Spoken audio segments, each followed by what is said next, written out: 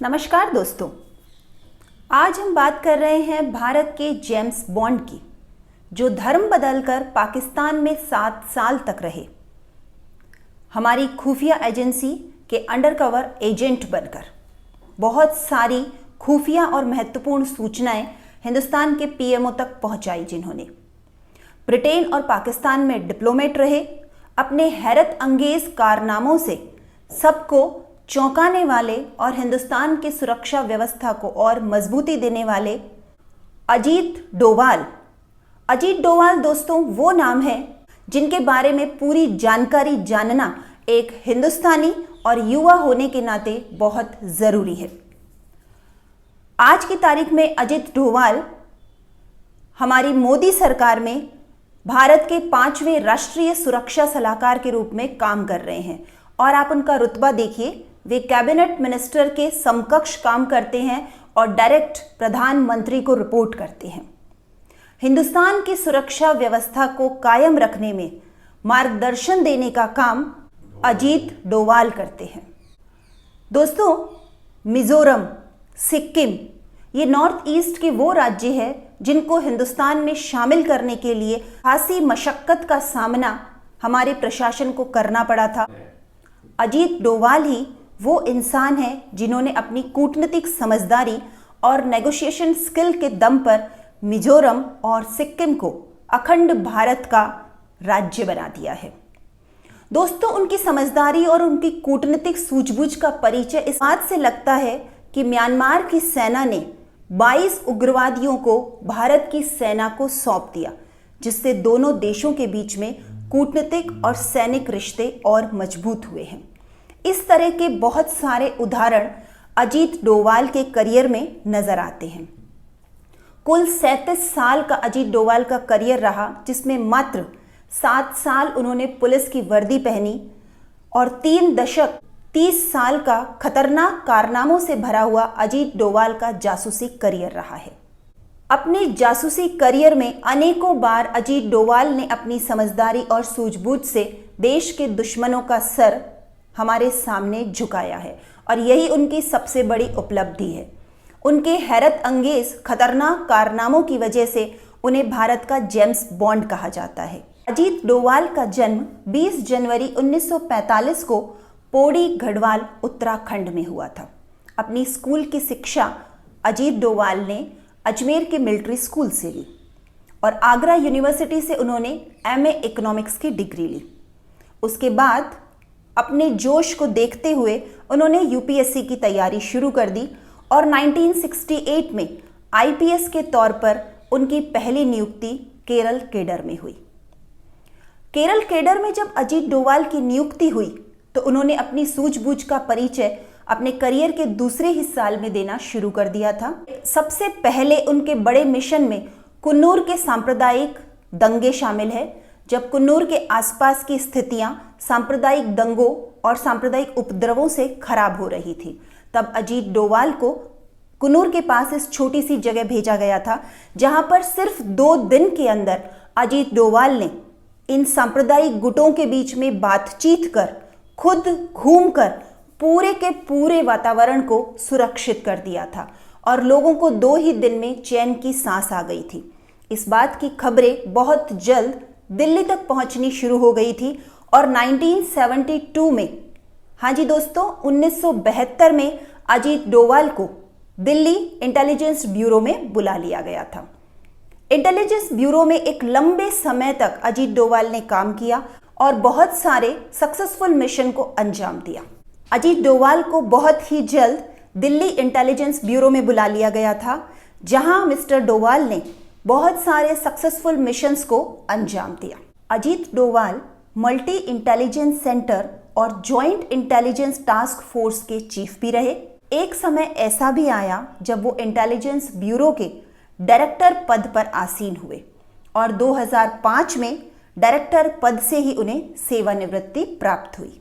अपनी रिटायरमेंट के बाद अजीत डोवाल ने अपने करियर में जितने भी कारनामे किए थे, अपनी इस सूझबूझ को युवाओं तक पहुंचाने के लिए बुक्स लिखना शुरू किया और जाने माने अखबारों में कॉलम लिखने लग गए थे। एक लंबा समय उन्होंने लेखन और लेखनी के साथ बिताया। इस दौरान अजीत डोवाल ने विवेकानंद इंस्टीट्यूट की भी स्थापना की। 2014 में दोस्तों नरेंद्र मोदी की सरकार बनी और मई 2014 में ही भारत के 5वें राष्ट्रीय सुरक्षा सलाहकार के रूप में अजीत डोवाल की नियुक्ति कर दी गई।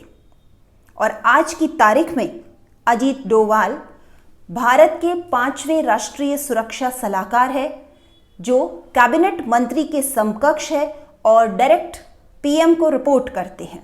डोवाल ने अनेकों बार दुश्मन देशों के आतंकियों की आंखों में धूल झोंकी है और उन्हें हिंदुस्तान के सामने नतमस्तक किया है। दोस्तों, हैरानी की बात है कि पाकिस्तान में 7 साल तक अजीत डोवाल भारतीय खुफिया एजेंसी रॉ के अंडरकवर एजेंट बनकर रहते हैं, अपना धर्म बदलकर मुस्लिम धर्म को अपनाते हैं और 7 साल में उन्होंने पाकिस्तान की न्यूक्लियर टेस्ट और रिसर्च से रिलेटेड बहुत सारी इंपॉर्टेंट सूचनाएं भारत के पीएमओ तक पहुंचाई थी। प्रधानमंत्री इंदिरा गांधी के समय अजीत डोवाल पाकिस्तान गए थे अंडरकवर एजेंट के रूप में। हिंदुस्तान में सरकारें बदल गई इस दौरान और कई बार ऐसा मौका भी आया जब जिन सहायताओं को अजीत डोवाल चाहते थे वो भारत के पीएमओ की तरफ से नहीं मिली। किंतु फिर भी अजीत डोवाल ने हार नहीं मानी और अपनी कूटनीतिक सूझबूझ से पाकिस्तान को उन सारे प्रयासों में विफल किया जो हिंदुस्तान के खिलाफ जाते थे। प्रधानमंत्री इंदिरा गांधी के कार्यकाल में ऑपरेशन ब्लू स्टार अभियान में भी मुख्य अफसर के तौर पर शामिल हुए। 3 से 6 जून 1984 तक चले इस ऑपरेशन ब्लू स्टार में खुद अजीत डोवाल अमृतसर के गोल्डन टेम्पल में रिक्शे वाला बनकर प्रवेश करते हैं। दोस्तों, सोचने की बात है, ये सारी सीक्वेंस एक फिल्मी स्टाइल की लगती है, पर अजीत डोवाल वो जासूस है जिन्होंने किसी भी काम को, किसी भी मिशन को करने से पहले सोचा नहीं, सिर्फ और सिर्फ हिंदुस्तान की सुरक्षा को सबसे ऊपर रखा है। मैं बात कर रही हूं 1984 के ऑपरेशन ब्लू स्टार की, जब अमृतसर के गोल्डन टेम्पल के अंदर उग्रवादी भिंडरावाला और उनके समर्थक प्रवेश कर गए थे बचने के लिए और सामने भारतीय सेना खड़ी थी। अंदर की सूचनाओं को पाने के लिए अजीत डोवाल एक रिक्शा वाला बनकर उस मंदिर के चारों तरफ चक्कर लगाते रहे। जानबूझकर वो ये चाहते थे कि वहां के उग्रवादियों की नजर अजीत डोवाल पर पड़े और जैसे ही उनकी नजर इस रिक्शे वाले पर पड़ी वो इसे पकड़कर अंदर ले गए।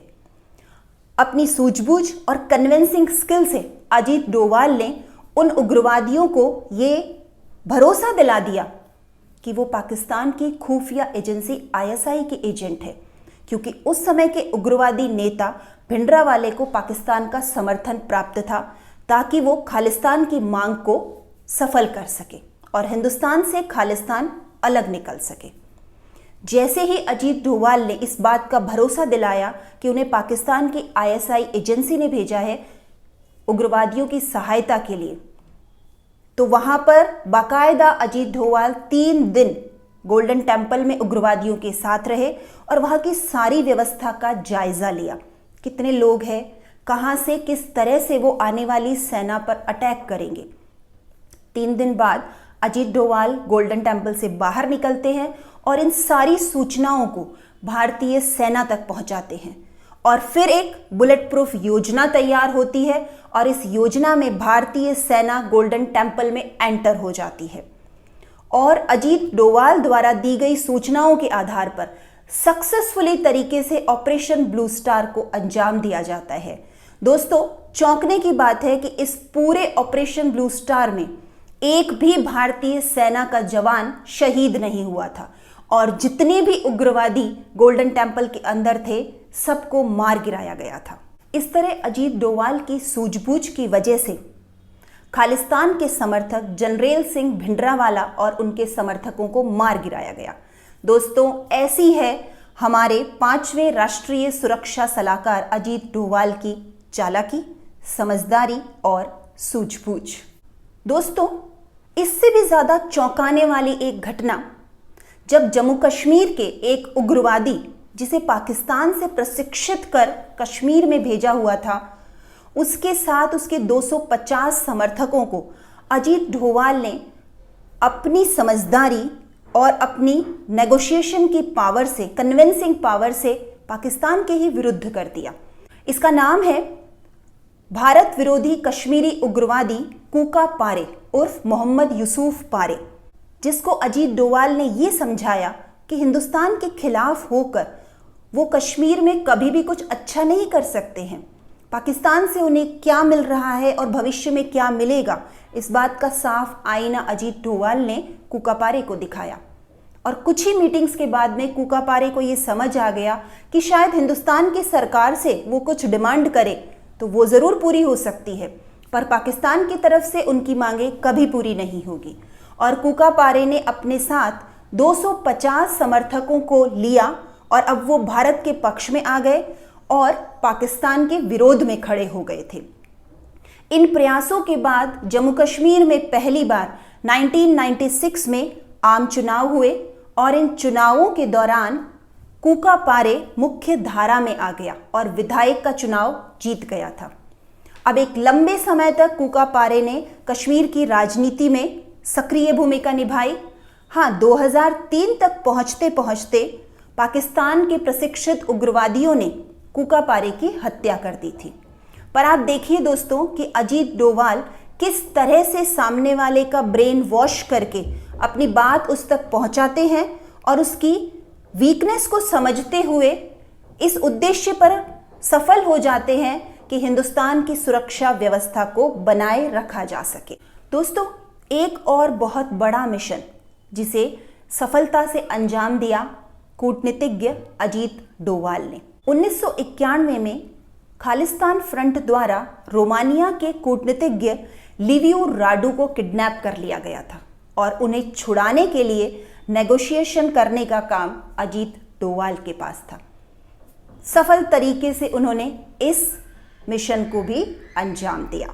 दोस्तों, एक घटना 1999 की जो आज भी हमारे रोंगटे खड़े कर देती है, IC-814 प्लेन हाईजैकिंग। काठमांडू से दिल्ली आने वाली एक फ्लाइट को पाकिस्तानी स्पॉन्सर्ड उग्रवादी या कहें आतंकवादियों ने हाईजैक कर लिया था, जिसमें लगभग 189 लोग, पैसेंजर्स और कैबिन क्रू के लोग मौजूद थे। जगह जगह घुमाते हुए इस फ्लाइट को अफगानिस्तान कंधार ले जाया गया। हमारे पास एक ऐसा उदाहरण था जब हमारी हाईजैक्ड फ्लाइट कुछ सालों पहले जला दी गई थी। हम इन सब उदाहरणों से बड़े डरे हुए थे। अब बात आई नेगोशिएशन की, और नेगोशिएशन की टीम में important leader Ajit Doval. Negotiation में आतंकवादियों की मांग थी कि हाईजैक्ड पैसेंजर और फ्लाइट को तब छोड़ा जाएगा जब हिंदुस्तान की अलग अलग जेलों में बंद लगभग 35 टेररिस्ट को छोड़ दिया जाएगा। दोस्तों, सोच के देखिए, 35 टेररिस्ट जो बड़े बड़े मिशंस के बाद पकड़े गए थे, उन्हें छोड़ने की डिमांड थी। अगर नहीं छोड़ा जाता तो हमारे सारे पैसेंजर्स मार दिए जाते। अब नेगोशिएशन टेबल पर बात शुरू हुई। अजीत डोभाल ये अच्छे से जान रहे थे कि सामने से टेररिस्ट की डिमांड 35 आतंकवादियों को छोड़ना और $200 करोड़ देना बहुत मुश्किल काम था और बहुत खतरनाक भी। अजीत डोभाल ने अपनी समझदारी को काम में लेते हुए नेगोशिएशन को डिले करते रहे। हम तैयारी कर रहे हैं टेररिस्ट को छोड़ने की, पैसा इकट्ठा करने की, और इसके समानांतर उन्होंने अलग अलग बड़े बड़े देशों से बात करनी शुरू की ताकि पाकिस्तान पर प्रेशर बनाया जा सके।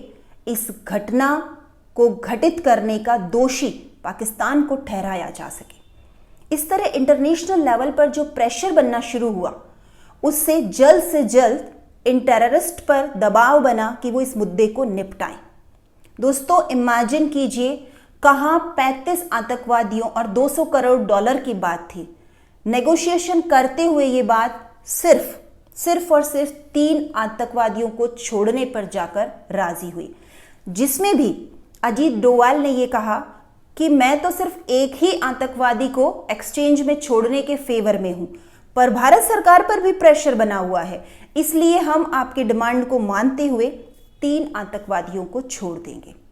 और इस तरह 3 आतंकवादियों को, जिसमें प्रमुख टेररिस्ट मसूद अजहर था, उसे कंधार ले जाया गया और खुद अजीत डोवाल ने हमारे सारे पैसेंजर्स को वहां से सेफली हिंदुस्तान पहुंचाया। ऐसी शख्सियत है अजीत डोवाल की। 1971 से 1999 तक लगभग 15 हाईजैकिंग के मामले हो चुके हैं और सभी में अनुभव अजीत डोवाल के पास है। दोस्तों, हम सभी जानते हैं जम्मू कश्मीर में समय समय पर पाकिस्तान की तरफ से घुसपैठ होती रहती है। इन घुसपैठियों को सरेंडर करने के लिए कन्वेंस करने का काम अपने करियर में अजीत डोवाल ने किया है, ताकि जम्मू कश्मीर में शांति बहाल हो सके। 2015 में मणिपुर में आर्मी काफिले पर हमला हुआ, जिसका बदला लेने के लिए म्यांमार की सीमा में घुसकर सर्जिकल स्ट्राइक करने की योजना के मुखिया भी अजीत डोवाल रहे थे। दोस्तों, आप और हम जानते हैं अभी कुछ ही टाइम पहले भारतीय सेना पर पुलवामा अटैक हुआ था, जिसमें हमारा खासा नुकसान हुआ और इसका बदला लेने के लिए हमारी सरकार ने जो योजनाएं बनाई, उस योजना के कर्ता धर्ता और मुखिया हमारे राष्ट्रीय सुरक्षा सलाहकार अजीत डोवाल थे। जिस योजना के अंतर्गत हमने बहुत कम समय के अंदर पाक अधिकृत कश्मीर में आतंकवादियों के बहुत सारे अड्डों को नष्ट कर दिया था, सर्जिकल स्ट्राइक और एयर स्ट्राइक के माध्यम से। और ये सारी चीज़ें दोस्तों आपने बॉलीवुड की फिल्म उरी में भी बहुत अच्छे से देखा है। हाल ही में एक बहुत बड़ा फैसला भारत सरकार द्वारा लिया गया था जम्मू कश्मीर के विशेष प्रावधान अनुच्छेद 370 को समाप्त करने के लिए। दोस्तों, हम सभी जानते हैं कोई भी स्थापित प्रावधान को समाप्त कर नई व्यवस्था को लागू करने में बहुत सारी परेशानियों का सामना करना पड़ता है। जम्मू कश्मीर के हालात खराब होने लग गए जैसे ही अनुच्छेद 370 की समाप्ति की घोषणा की गई। जम्मू कश्मीर में शांति व्यवस्था को बहाल करने की जिम्मेदारी कूटनीतिज्ञ अजीत डोवाल को दी गई थी। खुद अजीत डोवाल जम्मू कश्मीर जाकर वहां के लोगों को समझाते हैं और इससे होने वाले फायदों से उन्हें रूबरू करवाते हैं। उनके प्रयासों से ही जम्मू कश्मीर में शांति व्यवस्था कायम होने की ओर अग्रसर हुई है। बीजेपी सरकार का बड़ा अभियान फॉरेन से भारतीय ब्लैक मनी को वापस लाना, इसकी रिपोर्ट का संपादन भी अजीत डोवाल ने किया था। दोस्तों, एक और घटना याद आती है। इराक में 46 भारतीय नर्सें फंसी हुई थी, जिन्हें इराक के उग्रवादी संगठन ने पकड़ लिया था, किडनैप कर लिया था। उन्हें छुड़ाने के लिए खुद अजीत डोवाल इराक पहुंचते हैं। किसी को जानकारी नहीं, अंडर कवर अपनी पहचान छुपाते हुए अजीत डोवाल इराक पहुंचे और समझदारी के साथ बाहर से प्रेशर डलवाते हुए उन 46 नर्सों को सही सलामत हिंदुस्तान लेकर आते हैं। ये स्थिति वो थी जब नर्सेस का अपने परिवार से कांटेक्ट भी खत्म हो चुका था और हिंदुस्तान में एक प्रेशर बना हुआ था कि इन 46 नर्सेस को किसी भी तरह से वापस हिंदुस्तान लाया जाए। दोस्तों, उस समय इराक की स्थिति उग्रवादियों के कब्जे में, पूरा इराक, हर तरफ उग्रवादियों का बोलबाला, कोई प्रशासन नहीं, किसी भी तरह का कोई दबाव कायम नहीं किया जा सकता था। ऐसी प्रतिकूल परिस्थितियों में भी भारत के एक बड़े कूटनीतिज्ञ का अपनी पहचान छुपाकर इराक जाना और सफलतापूर्ण तरीके से 46 नर्सेस को हिंदुस्तान लेकर आना, ये एक बहुत बड़ा मिशन था जिसे सक्सेसफुल तरीके से पूरा किया गया था। इसे भारत की एक बहुत बड़ी कूटनीतिक जीत माना जा सकता है। ये सारे बड़े बड़े मिशन अजीत डोवाल के संयम, समझदारी और सूझबूझ का ही परिणाम है। दोस्तों, जितने बातें और जितनी घटनाएं हमने यहाँ जिक्र की है, इसके अलावा भी बहुत सारे मिशन की एक लंबी लिस्ट है और ऐसा कोई भी मिशन नहीं है जहां अजीत डोवाल ने अपनी सूझबूझ और समझदारी से मिशन को सक्सेसफुल ना किया हो। यदि इस तरह के जासूसी एजेंट हिंदुस्तान में मौजूद रहते हैं तो ये बहुत मुश्किल है कि हिंदुस्तान और भारत माता को कोई भी खतरा उत्पन्न हो सकता है। एक मिशन जो आज भी अजीत डोभाल पूरा करना चाहते हैं और पहले भी जिसके लिए प्रयास किए, वो है इंटरनेशनल क्रिमिनल दाऊद इब्राहिम। दाऊद इब्राहिम की बेटी की शादी जावेद मियांदाद पाकिस्तान क्रिकेटर के बेटे के साथ हुई थी। पाकिस्तान में बाकायदा निकाह किया गया, जिसकी सूचना हम सब के पास मौजूद थी। और अजीत डोभाल चाहते थे कि जब ये रिसेप्शन के लिए दुबई जाएंगे तो हम बाकायदा वहां जाकर इन्हें मार देंगे या अरेस्ट कर लेंगे, क्योंकि हिंदुस्तान के लिए एक बहुत बड़ा खतरा दाऊद इब्राहिम है और दाऊद को पकड़ने से हिंदुस्तान की सुरक्षा व्यवस्था को मजबूती मिलेगी। और अपने इस मिशन को अंजाम देने के लिए अजीत डोभाल ने काठमांडू से 2 अपराधियों को ट्रेन करने के लिए दिल्ली बुलाया, ताकि वो दुबई के उस होटल में जाकर दाऊद इब्राहिम का सफाया कर सके जहां पर उनकी बेटी का रिसेप्शन होना तय था। वहां पुख्ता सूचना कि दाऊद इब्राहिम जरूर से मौजूद रहेंगे। अपने मिशन पर अजीत डोभाल ने काम शुरू कर दिया था, पर दुर्भाग्य देखिए, कहीं ना कहीं हमारी ही थाली में छेद निकला और हमारी ही पुलिस की तरफ से दाऊद इब्राहिम को यह सूचना मिल चुकी थी। और मुंबई पुलिस ने इस मिशन के बीच में आकर इंटेलिजेंस ब्यूरो के ऑफिसर को मना कर दिया कि वो इन दोनों क्रिमिनल्स को कहीं बाहर नहीं भेज सकते, क्योंकि हम सालों से इन अपराधियों की तलाश कर रहे हैं। और अफसोस, ये मिशन वहीं पर रुक गया था। दोस्तों, हम और आप बात कर रहे हैं अजीत डोभाल की, और हो सकता है इस समय भी 5वें राष्ट्रीय सुरक्षा सलाहकार अजीत डोभाल के दिमाग में कोई और नई योजना और नई प्लानिंग चल रही हो कि हिंदुस्तान को ज्यादा मजबूती से सुरक्षित कैसे किया जा सके। सरहद पर हमारे सैनिक लड़ते हैं और हिंदुस्तान को सुरक्षा देते हैं। अजीत डोभाल वो शख्सियत है जो इन सेना के लोगों को भी मार्गदर्शन देते हैं और अपना पूरा जीवन, अपनी जिंदगी का हर पल उन्होंने भारत माता की सुरक्षा में लगाया है। दोस्तों, अजीत डोभाल का जीवन हमें सिखाता है देशभक्ति और देशभक्त के सही मायने।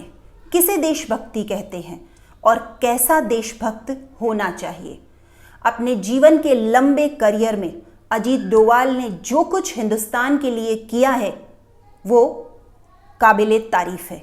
सलाम है उनके जज्बे को और उनके साहस को। जय हिंद। जल्दी मिलेंगे एक नई कहानी और एक नई शख्सियत के साथ। तब तक के लिए धन्यवाद।